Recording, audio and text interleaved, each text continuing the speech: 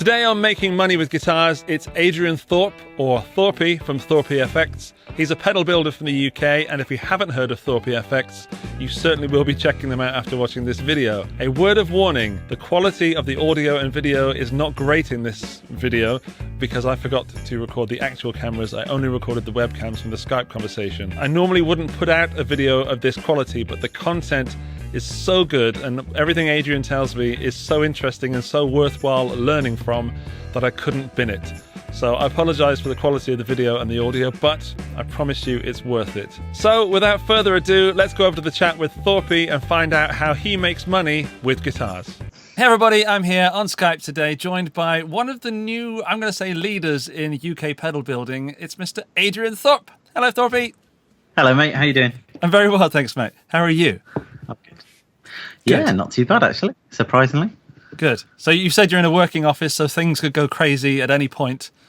Maybe a little bit of noise. We try and keep it on the down low, though. What should we be prepared for? Like loud guitar or kids running through? Well, we're trying to get this week's orders out the door, so it's more stuff to do with like wrapping and packaging and all the rest of it. But we're on a shotgun mic, so hopefully it shouldn't pick up too much noise. Okay, well, I'm expecting some action near that orange and the high watt. I'm going to go for high watt. Yeah, it is. Yeah. DR103, super loud. Nice. So you are Adrian Thorpe of Thorpy FX. I am, yeah. Pedal builder extraordinaire. Something like that. You make money and you're near guitars. Yes, I guess. Yeah. I've got to say, I heard about your pedals and I heard about you long before we ever met, which when we did meet was when we were at NAMM this year, and you just sort of ran up to me and went, hello, and I went, hello, and that was it. And I thought, I genuinely thought, who was that? Oh, it's Thorpy. All right, because it took a minute for my computer brain to figure out who it was.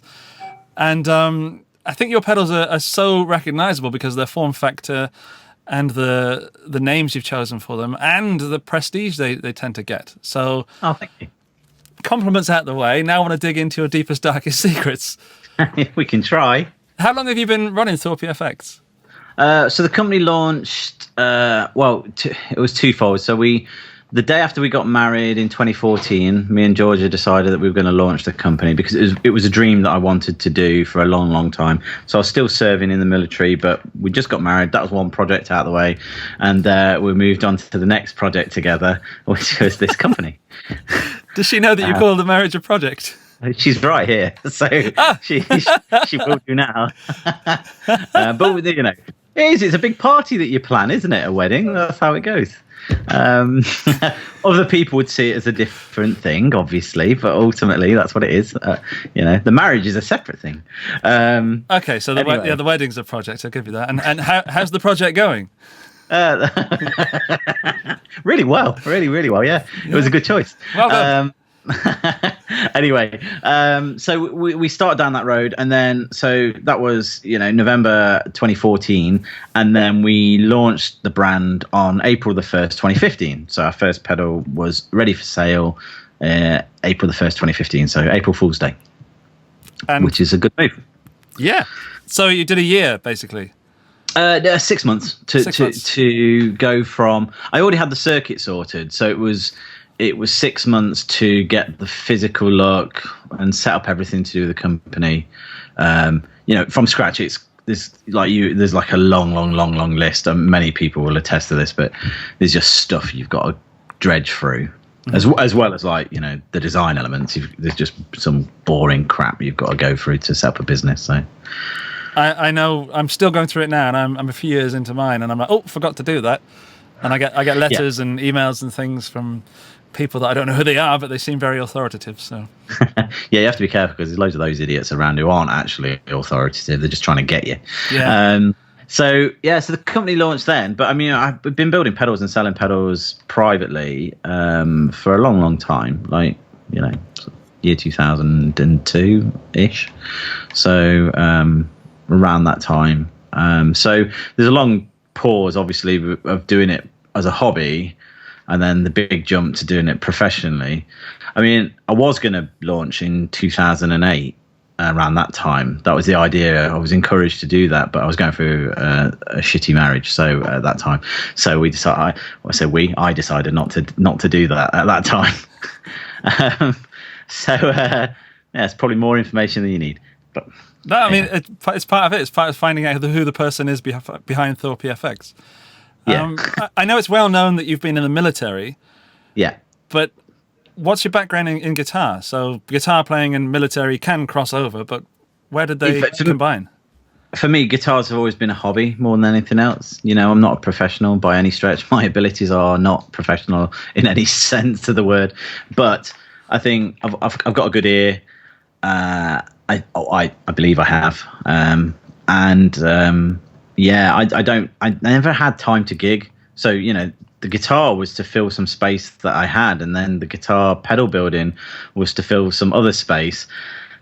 And that leaves you with no space because I've got family, kids, all the rest of it. So I think my route into it is probably less normal because like some of the builders were professional guitarists or semi-professional guitarists and then got into pedal building, or they were guitar techs and then got into pedal building. So my route is I was training to be a bomb disposal operator, and then I got into pedal building. It's very similar. I'm sure it obviously. So I brought some different skills to the party, I think. One could say that, yeah. But, you know, there's a lot of overlap, believe it or not. Inside are all your pedals red and green wires? Is that it? Just red and green?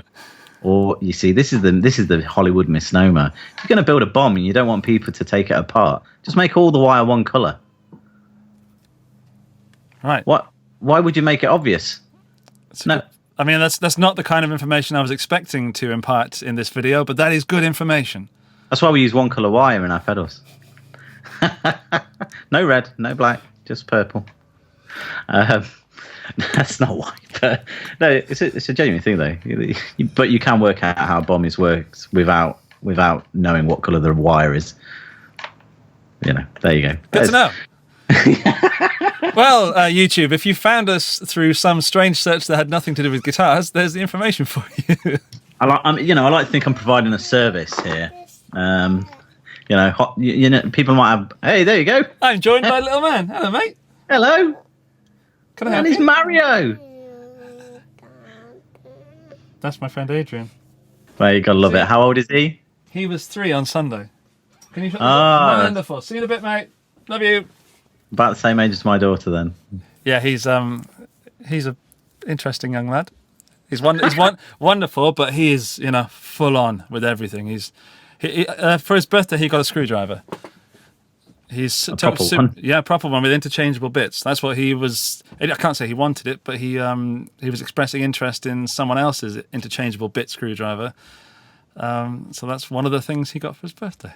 Wow, future engineer. Yeah, he does sit there and work on guitars. Bomb thing. You get him into bomb disposal. He may have heard that, actually. I mean, he's probably more on the other side of that business. Oh, good. Oh, dear. Oh, where were we? I don't know where we were, but thanks for rejoining us. My son just walked in and we had to help him out with some T-shirt issues. And now there seems to be some kind of animal shouting. Yeah, mate, you're going to have to pause 1 second. Got a delivery. Sorry, that was my dog, Oppenheimer. Oppenheimer. Yeah. So between my son and your dog, we've got a whole shambles going on here. He's good. He's a good guard dog, you know, but he doesn't like anyone coming near the door. Neither does my son. Yeah, fair enough. So good. So good. Yeah. So anyway, sorry about that. So you're in bomb disposal, then that's obviously electronics and not just luck, you know. How much? Yeah, it's partly electronics. Yeah. Partly electronics, part luck. Yeah, I've still got them all, so I'm good. That's amazing. So, your first pedal, what was it? Yeah. Your first sold pedal under Thorpy FX, and what was the journey towards that? So the first pedal we sold under the registered Thorpy FX brand with the look that we have is the gunshot pedal, and really that comes from the fact that I wanted an amp-like overdrive as much as I could, you know. I mean, bear in mind, this is 5 years ago. The market is like, I thought it was saturated back then, excuse the pun, but now it's, you know, it's quite heavily saturated now. But But back then, I was trying to achieve something that I didn't feel was quite there in the market, and so I was trying to get a solid state pedal to sound like a valve pedal or a valve amplifier, and so I employed the methodology of gain staging, which is what is used in an amplifier. So the gun shop was that first foray into that. There you go. So that was the first pedal. To go back into the day when you first released that, how was it received, and what happened when you released the pedal? Was it like a full-on slog to get it marketed and full-on to get it in, or were there already people interested?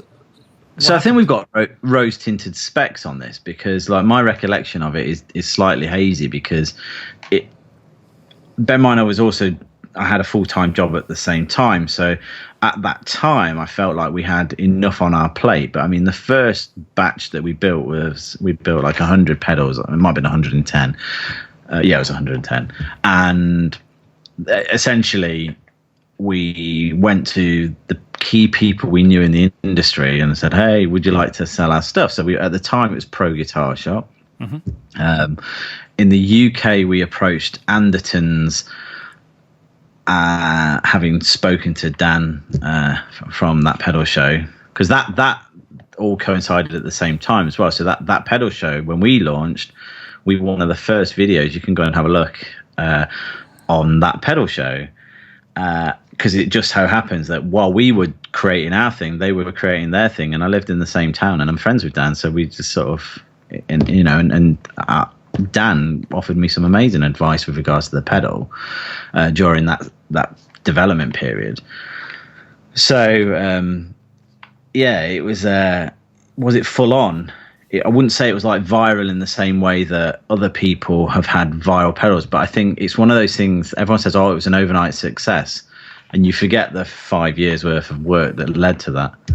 So it was a long overnight success, if that makes sense. Absolutely. It's like being in a band or doing anything when you suddenly break. That people forget the rehearsals and the all the blood, sweat, and tears that goes into that pre-planning, I guess.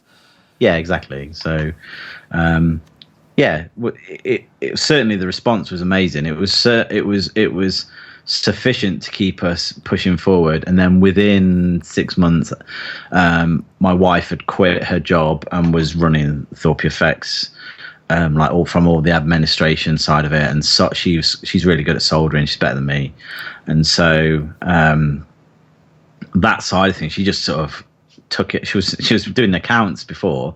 She's qualified forensic archaeologist and anthropologist, but then did accounts for a little while, and then now she's the co-director of a guitar pedal company.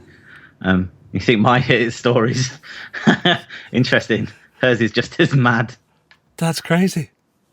Yeah, that's brilliant. And a path in pursuit of happiness can lead you very, very strange directions. Yeah, and, agreed. That's awesome. Like, how many pedals do you have in the range now? Oh, blimey! I lose count. We've just taken one out of the range, so I think we're at 12 now, 12 or 13.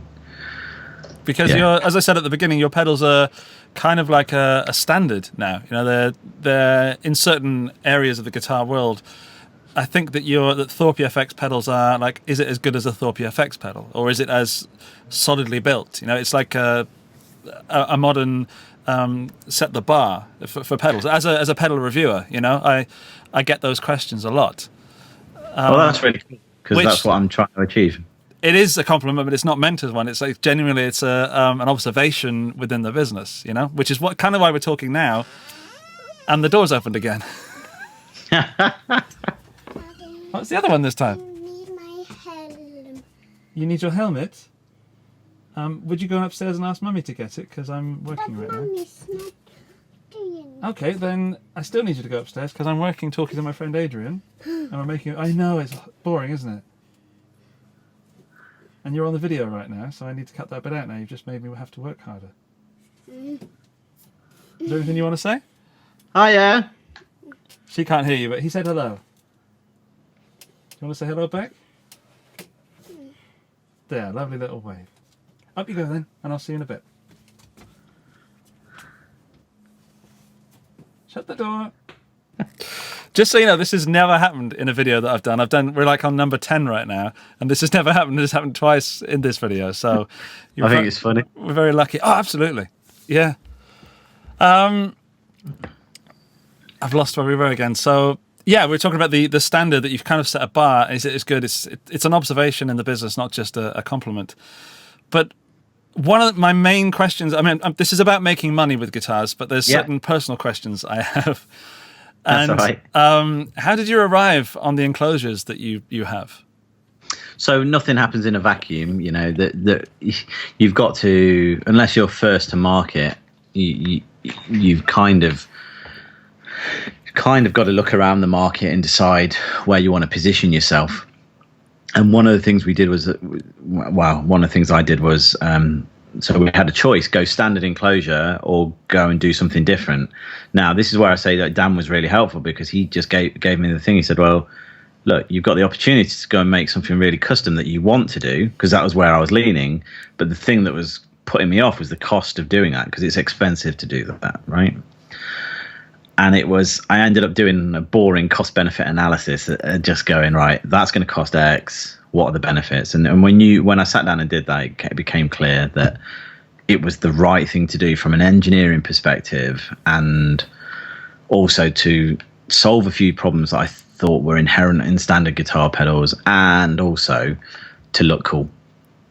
Okay. Well, you nailed the last one. So it was, you know, people eat with their eyes. Absolutely. So absolutely. I mean, you know, smells and tastes amazing, but looks like you're eating rotten flesh. Yep. You're not going to want to eat it. I genuinely think that I could put out most of my guitar and pedal demos without any audio, and people would still make a decision. And if you're watching this, thinking about that, you know it's true. Well, it is true, but here's the thing: there is an unwritten rule that it has to sound good. So, yes, in theory, that, you know, you could make the thing look so amazing that you would have it anyway. But if you want to be a credible pedal builder, the thing needs to sound good, and that's a given. So it's, you know, that's the foundation. Everything above that is just, you know, aesthetics, or, you know, ergonomics, or all the rest of it, or just plain desire. But if it doesn't do its core function, it's a useless piece of gear. I agree. I think it's, I mean, I rate the pedals on several top categories, and that would, of course, it would be reliability is probably at the top for me. Yeah. If it doesn't work, then it doesn't work. And then we're talking sound, and then I'd like to put looks sort of further down the list, but I know from a marketing point of view that they're probably higher up the list for some other people. And then there's, of course, other people that use those pedals. So existing artists or friends of people, you're more likely to get a recommendation from a friend, I would say. And, well, look, humans are emotional creatures. You know, we're all the same. Whether you like to think you're different or not, we're all the same. Yeah. And ultimately, you make a decision on and on, because this is stuff you don't need. People don't need 6,000 guitar pedals, 12,000 guitars, and all the rest of it. You're buying because you want it, in which case you need to desire it. And for the desire to be there, you need to be attracted to it in some way. Be that sonics, be that the look, be that the recommendation of your peers, whatever it is, there has to be a desire to have it. I agree. You know, but you forget that. That's marketing 101, and I think people do forget that. It's a bit boring to talk about, I guess, but it's one of the things you need to work on. Well, I think for anyone watching this, trying to pick up some tips, maybe starting building pedals, or are at the point where they are in standard enclosures or something, that's a very interesting tip that some people might forget. And I've recently spoken to someone who is starting out building pedals. It's currently a hobby, and he sent me something that was in an old train transformer enclosure. And it looks so wacky and weird and authentically old and scratched about and kicked about. And he's like, well, I'm going to build some more, but I'm probably going to put them in standard enclosures. And like, that's the biggest mistake you could make, because then it's just another big muff clone.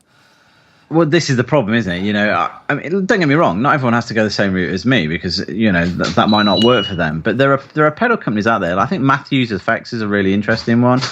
Jam Pedals is another one. They use your standard enclosures, but hey, you can't look at them and go they're not cool because they are. Look at a Jam Pedals pedal. I mean, they've just won the European Packaging Awards for their packaging. That's cool as hell.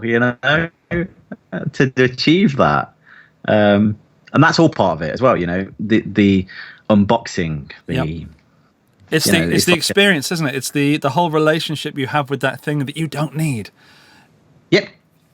I mean, I shouldn't say that. I mean, ultimately, it's not.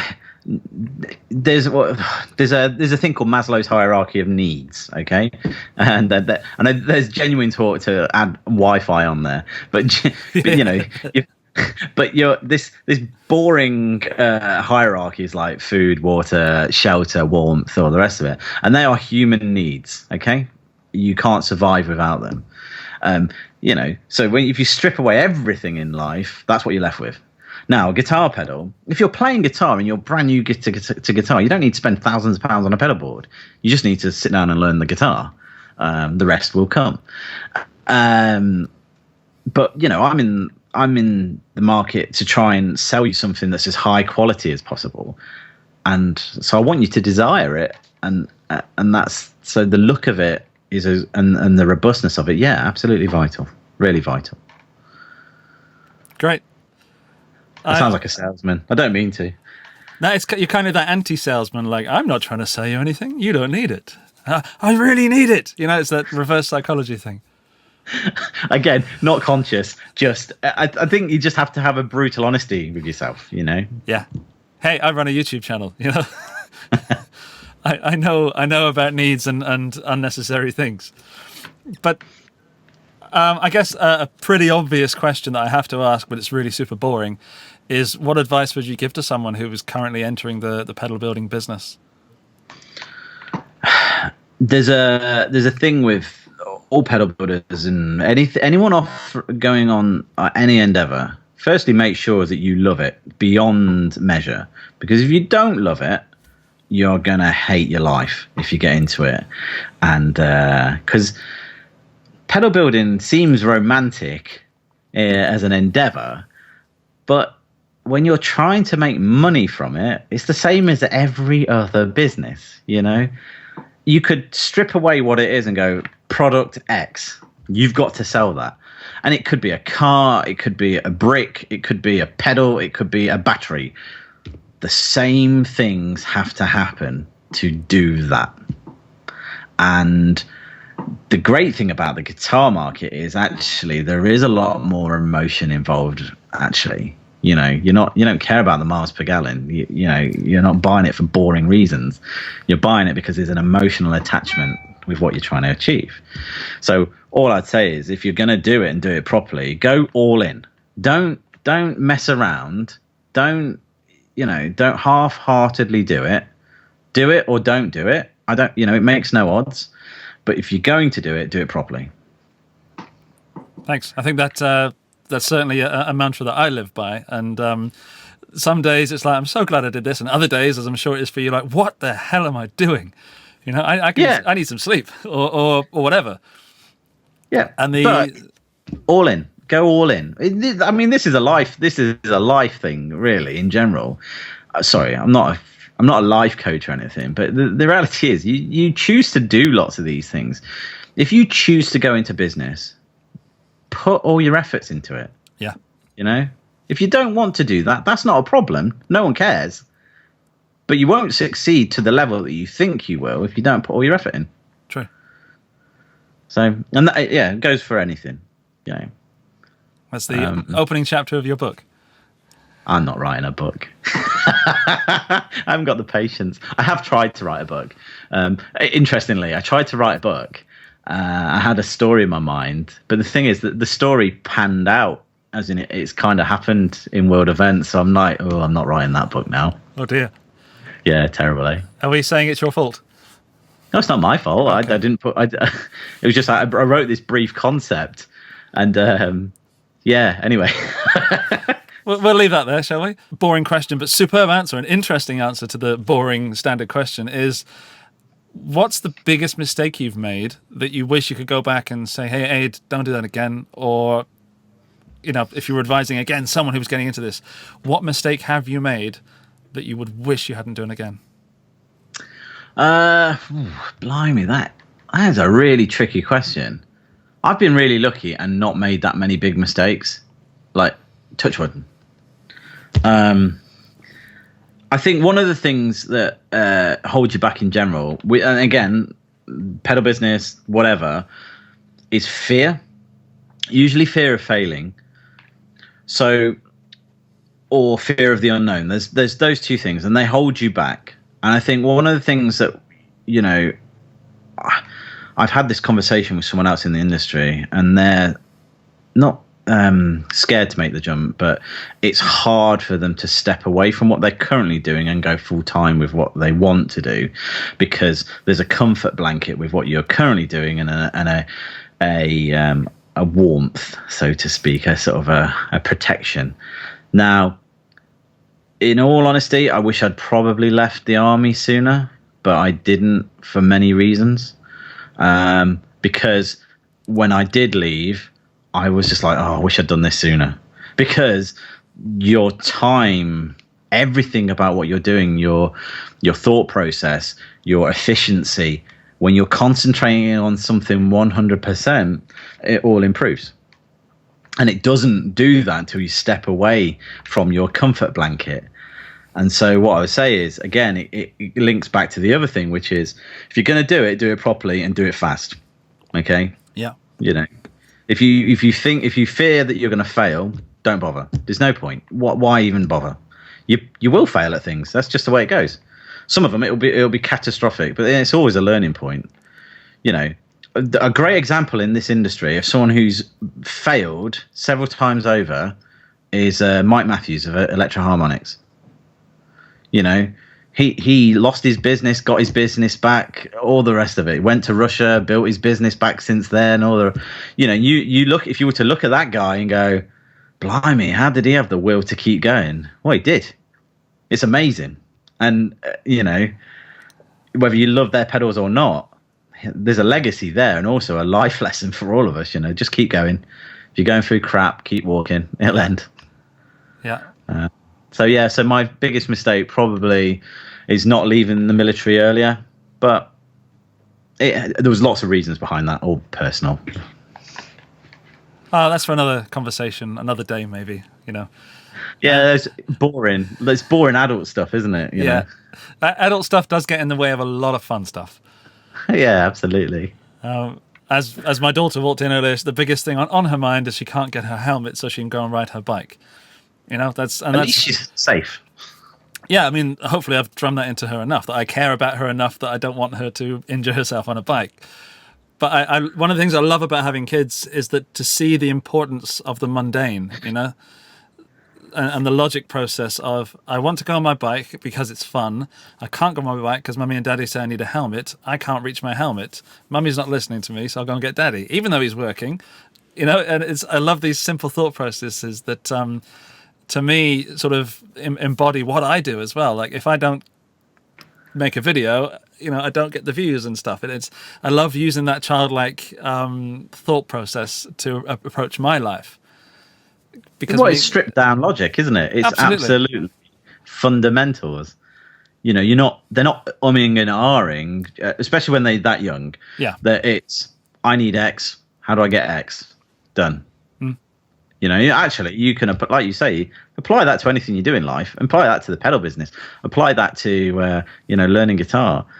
If you do, then the noise, the stuff that prevents you doing what you want to do, disappears. Yeah. I think it also counts for comparing yourself to somebody else doing something similar, or looking upwards at people who you admire, and thinking, I'm never going to be good enough. Or again, that goes back to the fear thing that you were saying. Yeah, that's an interesting one. That is. I tell you why. When I was a young lieutenant in the army, I had a guy who was he was a squadron captain, So, and he'd served in the military a long, long time, and he'd gone through the ranks and he'd become a late entry officer. So, the guy had gone up to sergeant major. What he hadn't experienced, it wasn't worth experiencing. It was ridiculous. And he gave me a really good tip, and I've never forgotten it. And it was this: is keep your eye on your own ball, or someone will steal it. Right? Yeah. And you're like, what are you on about? And essentially, stop worrying about the person next to you, because they've got their own problems. And, they might be succeeding in a different lane, a different trajectory to you.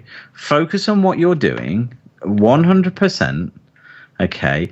And you will succeed. It may not be the same level of success, but you will succeed to the best of your ability. More so than if you look at them and go, oh, woe is me, I wish I was like them. And it's a life lesson. It was just like, I was young, impressionable, and all the rest of it. And he said that to me, and I was like, yeah, I'm probably never going to forget this. And he was right. And, the person I was comparing myself to, they left the army very shortly and all the rest of it. And I just stopped worrying about it. Became singular and focused on my own crap. And again, the same thing with looking up. Look up to aspire. Don't look up to beat yourself up. They started where you did. There are very few people in this world who were given stuff to start with. They've all worked hard. They've all dredged through the crap.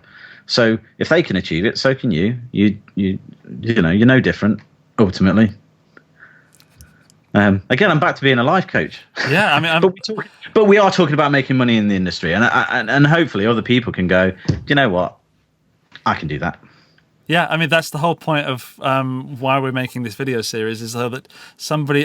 what I want to do is I want to show you guys watching this that it is possible to make a life out of guitar and the guitar industry, because there's so much going on at the moment that's saying that you can't do this. And most of the people, I want to say all of the people I've spoken to this series so far, including you, have said, just do it. And have the balls, the guts to go for it and learn from the mistakes. And I think to expand on what we just said about like looking at your own ball and not worrying about the others, you have to be aware that there are other balls. And yeah, correct. So you've got to know where you are in the society in which you're living, metaphorically. But don't worry about the other ones. You just need to know where they are and what they're doing. For instance, if I was to do something. The best thing is if one of my peers in the industry were to go down a certain path, I could sit there fretting about it and going, oh, how's that going to affect me and all the rest of it. It doesn't help. All it does is you worry about something that you really ought not to be worrying about. And ultimately, it's just competition, isn't it? What you want to do is chase them down. Absolutely. That's what you use that as an inspiration to work harder yourself, or don't. Worrying about it isn't going to change anything. And it's very easy to say all of this stuff, by the way, when you're calm, collected of the moment. But when you're going through it, it's freaking hard work, and it can really drag you down at times. But you're not being shot at, so don't worry. I'm assuming you have been shot at? A couple of times, but only a couple. I've been really lucky in that regard. Evidently so. They were just spraying. It was fine. It wasn't targeted at me. It was just it was targeted at the vehicles we were in. It's all right. If that's not a metaphor for life, I don't know what is. That's just part of the job, isn't it? But what I mean to say is, It's also, I didn't want to say it at the time, but now we've entered into a jokey part, is that it's funny to hear someone who is an ex-bomb disposal guy talking about fear, whereas most people would think that bomb disposal might be the most reckless and scary thing you could do. Well, you say that. I mean,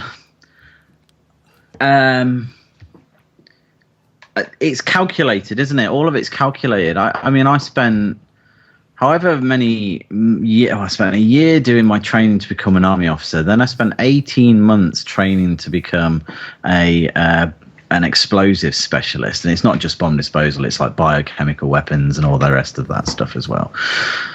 So I spent 18 months doing that, and then I ended up doing the job for a period of time, and then I went back and re-educated. And the reality is, ultimately, when you break all of this stuff down, it's all science, it's all chemistry, it's all physics, electronics, all the rest of it. And if you can learn that stuff and not withhold the information, crucially being able to apply the information when you're under stress, then you're fine. It's fine. You're trained by brilliant people. I've got mates who are much better at this than me. They were much better than me, because they had an instinctual ability. Fear, everyone has fear. It's one of the things that we all have, and it could be fear of failure, it could be fear of being blown up, it could be fear of, which is fear of failure, I guess. Sorry. Epic failure, yeah. Yeah, massive. You don't want to get blown up. That'd suck. But the point is, we've all got fears. And in this industry, when you look around the industry and go, blimey, it is saturated, it's full, and how can I carve my own way through? If I was to suggest anyone going into trying to do what I'm doing, look at certain parts of the thing. There are key things that have been done to death. Stay away from them if you can, and try and carve your own niche. And there are some people who are doing that amazingly well. That's just find your own little nook, and then once it's like water getting into a cliff, isn't it? Get your way in, and then as it gets hot and cold, it's going to expand. And that crack that you've made for yourself will get bigger, and it's a canyon, and that's you. Then you're one of the massisis companies. That's awesome. That's a great soundbite. Thank you for that one. It's not scripted. I don't know what's wrong with me. I must have. Is this drink? I don't know. What's that? Is that inspiration juice? It's got creatine in it. It's for. I've got a gym session later, so that's exactly what it is. Yeah. I kind of want to round this off because I think there's so much knowledge here, and my head is now full of things that I now want to run off and do. So you've inspired me to go off and do stuff that I've gone, I'm not going to do that yet. But you talked about stress, and what is the most stressful thing about running Thorpy FX, and how do you deal with it? I haven't got enough time, if that makes sense. So the most stressful thing for me is I haven't got enough time to achieve everything that I want to achieve. And so what you have to do is on a daily basis, you're essentially triaging, fighting fires, whichever way you want to do it, and you're prioritizing the things that you need to do. I spin plates on a daily basis. I don't mind that. It's all part of the game. It's fun. But so from a stress perspective, that's the thing that bothers me, because I believe that I could do so much more if I just had more time, which can be generated. So you can create your own time by hiring people in who are good, because then they will take responsibility of you. You delegate as much as you can when you can. And again, another fear people have is hiring people. We have that fear. We were just about to hire someone just before this pandemic kicked off. And we hired one person, then we were going to hire another. And it was just like, we'll hold fire just to see. Now, I think that was the right approach. What we didn't expect was for demand to go up. And so, doing the sensible thing helped us pause. But in normal times, you'll find a lot of people will not hire because they're scared of failing that individual. But I think if you're honest with the individual that you're hiring, to say, hey, we're taking you on, we've got the work now, you're going to help me get more work, all the rest of it, let's try and succeed together, that fear dissipates, because then you've got someone else to sort of bounce off. So yeah, stress, time's my issue. I don't have enough. And I work hard. I'm like working till like 11:30 at night. Is that all? Yeah, no, I should work harder, but 15 minutes more per day would be, 2.5 hours at least more per whatever, Yeah, no, you're absolutely right, and I should absolutely slap myself on the hand for that, because I am wasting time. Yep. Time is the only true currency, and I really thank you so much for spending some of that time with me and with us today. As I genuinely need to run off and write down a load of stuff that Adrian Thorpe told me to do. So I hope to the people watching this video right now that somehow we have you know, giving you the strength and the motivation to do that thing you need to do. And if it's building guitar pedals, then try to build them as well as Adrian does. So, Aid, thanks very much. Can I call you Aid? I've got an Uncle Aid. Have you? No one calls me Aid, but right. you know, you can if you want to, you can. Everyone calls me Thorpy. Everyone. Yeah, I feel a bit weird calling you that. You know, I don't feel we know each other well enough for that. You see, interestingly, the only people who call me Adrian is my mum. Yeah. And my wife. So I mean, if you want to be like my mum or my wife, you can do that. There's a lot of responsibilities that come with both roles. Oh. Then we're down to AT then. Oh, yeah, that'll do. the least amount of responsibility I could possibly garner. Fair enough. Mate, thank you so much for spending time with me today. It's been a real joy. Thank you. No worries. Okay, well, there's some more coming from me after this chat with Adrian. Damn it, with AT. And I'll see you there. Thanks, mate. A big thank you to Thorpy for the conversation. Apologies again for the quality, but I really hope you agree that it was absolutely worth it, and Thorpy is a legend. Congratulations, you are now a member of the End of the Video Club. To prove that you are a member of this prestigious elite, when you're leaving your comment down below in the comments section, wherever that is, please include the phrase, "Cut the green wire!" And that lets me know that you've made it this far. Cool. I really enjoyed that, and I hope you'll join me in a future video. There's some more over there, actually. Bye-bye!